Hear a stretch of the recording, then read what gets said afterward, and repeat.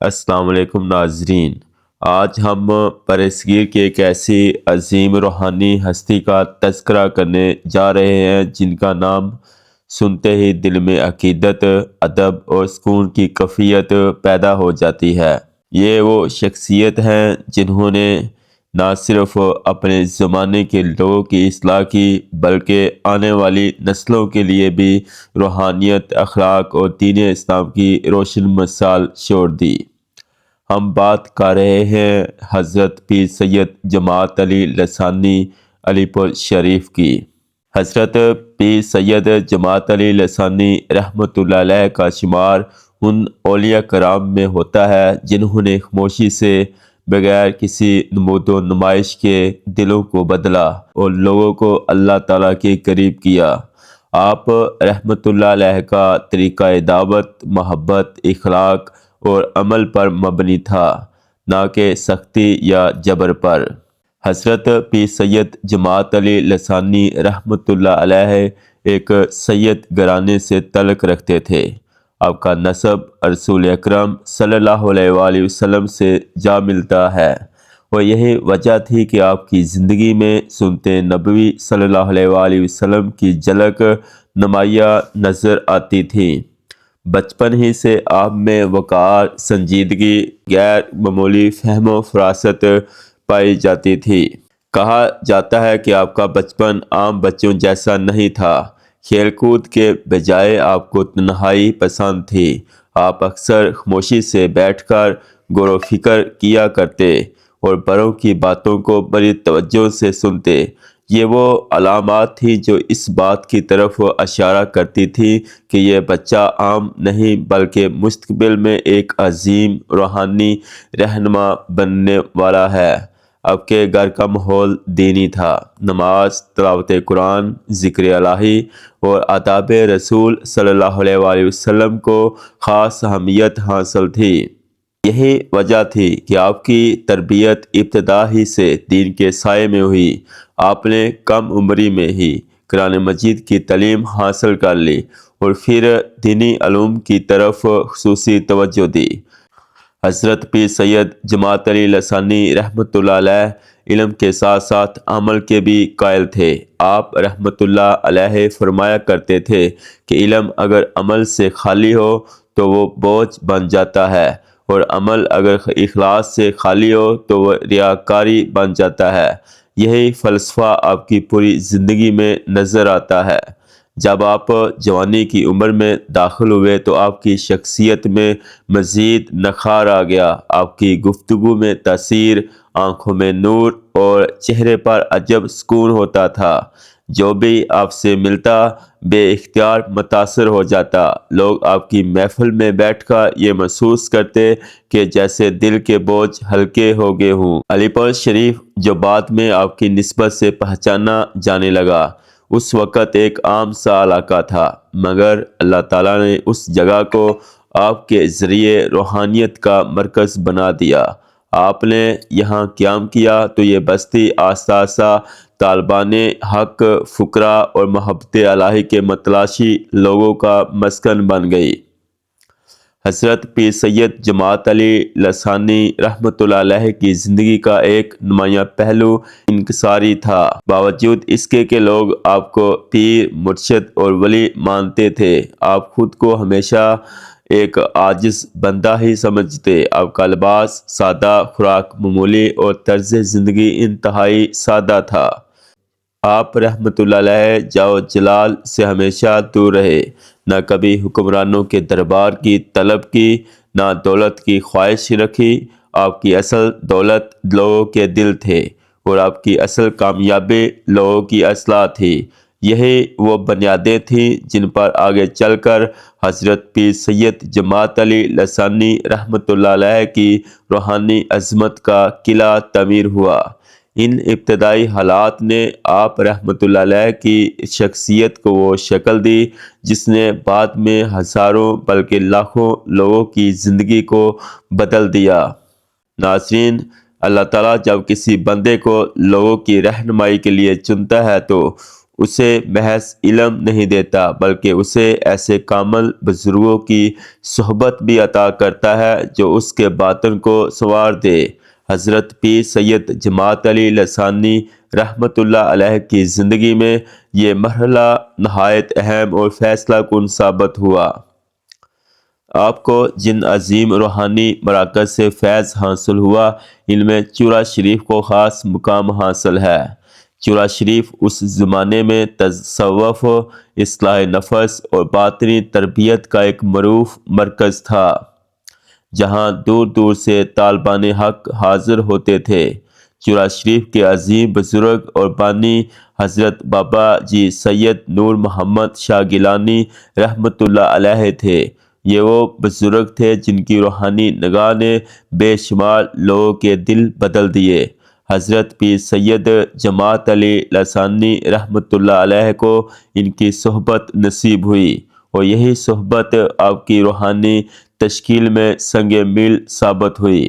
حضرت بابا جی سید نور محمد شاہ گیلانی کی محفل میں نہ کوئی ظاہری شان و شوکت تھی، نہ دنیاوی گفتگو، بلکہ مکمل توجہ نفس کی اصلاح، ذکر الہی اور عطایت پر ہوتی تھی۔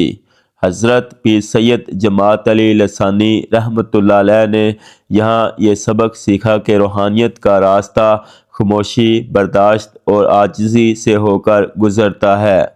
اس کے بعد چورا شریف میں حضرت پیر سید احمد مستفین حیدر شاہ گیلانی مجددی رحمۃ اللہ علیہ کی صحبت بھی آپ کو نصیب ہوئی۔ یہ بزرگ اپنے وقت کے صاحب نسبت اور صاحب کمال ولی تھے۔ ان کی مجلس میں بیٹھ کر حضرت پیر سید جماعت علی لسانی نے استقامت، حلم اور لوگوں کے ساتھ نرمی کا گہرا شعور حاصل کیا۔ چورا شریف کی ان صحبتوں نے حضرت پیر سید جماعت علی لسانی رحمۃ اللہ علیہ کے مجاز میں ایک خاص وقار پیدا کر دیا۔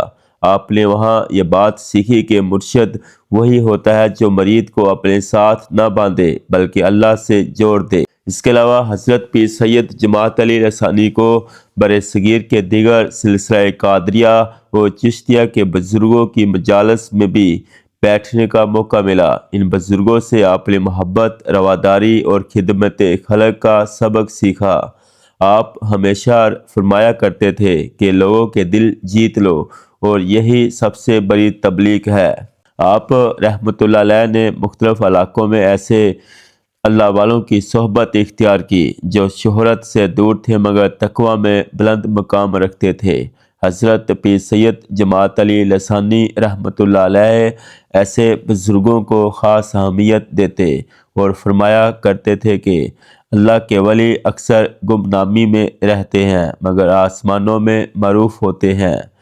ان تمام اکابرین کی صحبت کا نتیجہ یہ نکلا کہ حضرت پیر سید جماعت علی لسانی رحمۃ اللہ علیہ میں گہری روحانی بصیرت، مضبوط اخلاقی کردار، غیر معمولی تحمل اور عاجزی واضح طور پر نمایاں ہو گئی۔ جب آپ کو اجازت ارشاد عطا کی گئی تو اس کے پیچھے برسوں کی یہی تربیت، خاموش مجاہدہ اور اکابرین کی دعائیں شامل تھیں، مگر اجازت ملنے کے باوجود آپ نے کبھی جلدی نہیں کی۔ آپ نے پہلے خود عمل کیا، پھر دوسروں کو عمل کی دعوت دی۔ آپ اکثر فرمایا کرتے تھے، میں جو کچھ بھی ہوں اپنے بزرگوں کی صحبت کا صدقہ ہوں، اگر وہ نہ ہوتے تو میں کچھ بھی نہ ہوتا۔ خصوصاً حضرت بابا جی سید نور محمد شاہ گیلانی رحمۃ اللہ علیہ اور حضرت پیر سید احمد مستفین حیدر شاہ گیلانی مجددی رحمۃ اللہ علیہ کا ذکر آپ نہایت ادب اور عقیدت سے کیا کرتے تھے اور انہیں اپنی روحانی بنیاد قرار دیتے تھے۔ ناظرین، یہی وہ مضبوط روحانی تربیت تھی جس نے حضرت پیر سید جماعت علی لسانی کو آگے چل کر ایک مؤثر مرشد، اصلاح کرنے والے اور لوگوں کے دلوں کو اللہ کی طرف مولنے والا بنا دیا۔ ناظرین، حضرت پیر سید جماعت علی لسانی کی زندگی کا سب سے نمایاں پہلو یہ تھا کہ آپ نے لوگوں کو صرف باتوں سے نہیں بلکہ واقعات اور عملی نمونوں کے ذریعے بدلا۔ آپ کے پاس آنے والے افراد مختلف مسائل، گناہوں اور الجھنوں میں مبتلا ہوتے تھے، مگر آپ کا طریقہ نہایت سادہ، حکیمانہ اور اثر رکھنے والا تھا۔ ناظرین، ایک مرتبہ ایک نوجوان علی پور شریف آیا۔ لوگ اسے برا سمجھتے تھے، اس کی عادات خراب تھیں اور اکثر جھگڑوں میں پڑا رہتا تھا۔ کچھ لوگ چاہتے تھے کہ حضرت پیر صاحب اسے ڈانٹیں یا سختی کریں، مگر جب وہ نوجوان آپ کے سامنے بیٹھا تو آپ نے نہ اسے طعنہ دیا نہ اس کی ماضی کی زندگی کا ذکر کیا۔ آپ نے صرف اتنا فرمایا، بیٹا، اللہ نے تمہیں کمزور نہیں بنایا، تم نے خود کو کمزور سمجھ لیا ہے۔ یہ جملہ نوجوان کے دل میں اتر گیا۔ حضرت پیر سید جماعت علی لسانی نے اسے چند دن اپنے پاس رکھا، نماز کی پابندی سکھائی اور اسے چھوٹے چھوٹے کاموں میں لگا دیا۔ کچھ ہی عرصے بعد وہی نوجوان مکمل طور پر بدل چکا تھا اور بعد میں خود دوسروں کی اصلاح کا ذریعہ بن گیا۔ علی پور شریف کے قریب دو خاندانوں کے درمیان پرانی دشمنی تھی۔ معاملہ یہاں تک پہنچ چکا تھا کہ خون خرابے کا خدشہ تھا۔ لوگ حضرت پیر صاحب کے پاس آئے اور شکایت کی۔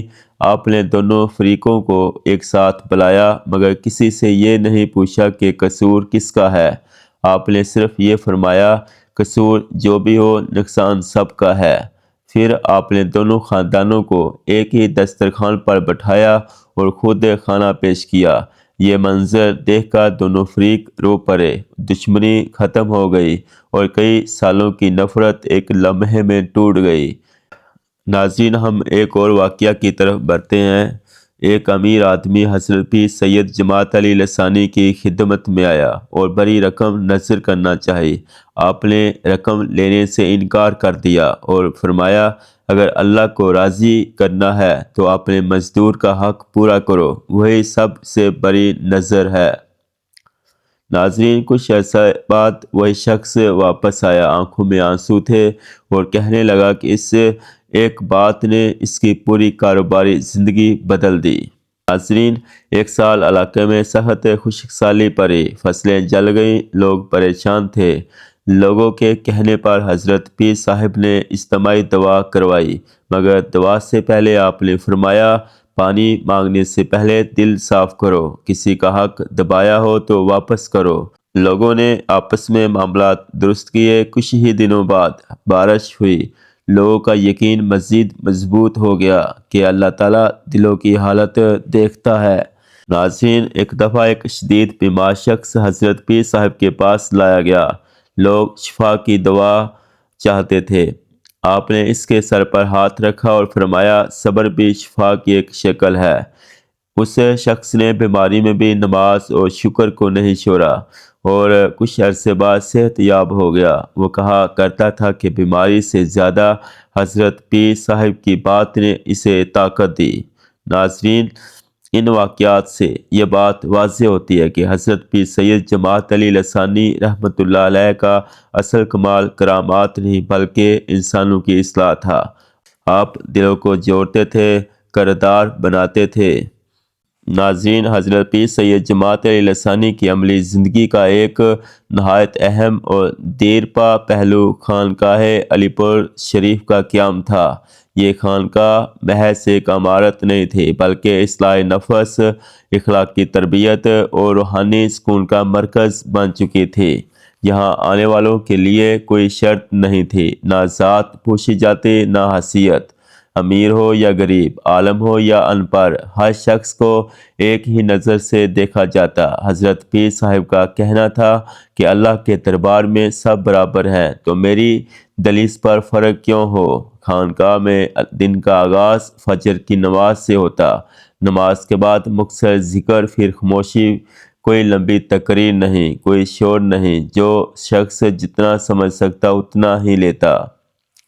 دن کے وقت مسافر آتے، مسائل پوچھتے، کوئی گھریلو جھگڑا، کوئی دل کا بوجھ، کوئی گناہ سے نجات چاہتا، حضرت پیر سید جماعت علی لسانی ہر ایک کو اس کے حال کے مطابق جواب دیتے، کبھی ایک جملہ، کبھی خاموش دعا اور کبھی صرف توجہ بری نظر۔ حضرت پیر سید جماعت علی لسانی کے ہاں بیعت کا نظام نہایت سادہ تھا۔